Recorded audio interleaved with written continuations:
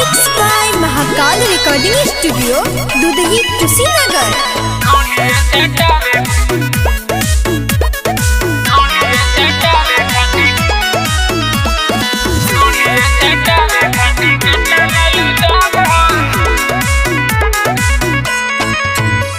मनीषा राजो गाना गावो तारू सरेआम हो, बारू सरेआम हो, बारू सरेआम हो। ओढ़िए चटावे खाती कितना लेलू दाम हो, ढोढ़िया चटावे खाती कितना लेलू दाम हो। ओढ़िए चटावे खाती कितना लेलू दाम हो, ढोढ़िया चटावे खाती कितना लेलू दाम हो। रेट बावे कितना बतावा खुलेआम हो, बतावा खुलेआम हो, बतावा खुलेआम हो। ओढ़िए चटावे खाती कितना लेलू दाम हो, ढोढ़िया चटावे खाती कितना लेलू दाम हो। ओढ़िए चटावे खाती कितना लेलू दाम हो, ढोढ़िया चटावे खाती कितना लेलू दाम हो।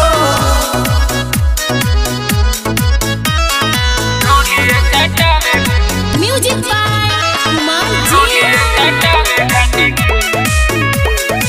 ओढ़िए चटावे खाती कितना लेलू दाम हो। पूरा तरगट पले ले बाड़ू छील के लागे बैठ जइबू पूरा के रलील के।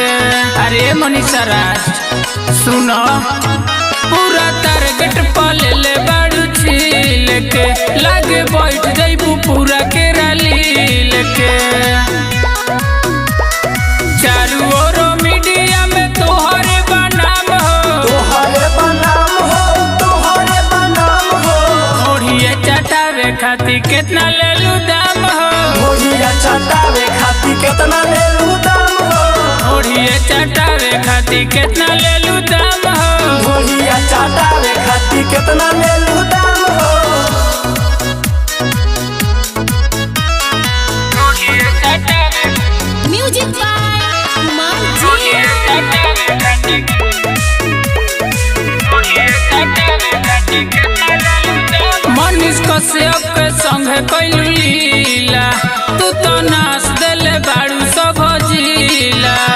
अरे जा नाच कर दिलू हो, मनीष कश्यप के संगे कैलू लीला, तू तो नाच देले बाड़ू सब जिला।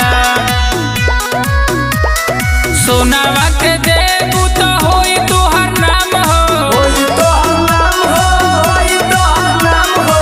ओढ़िए चटावे खाती कितना लेलू दाम हो, ढोढ़िया चटावे खाती कितना लेलू दाम हो। ओढ़िए चटावे खाती कितना लेलू दाम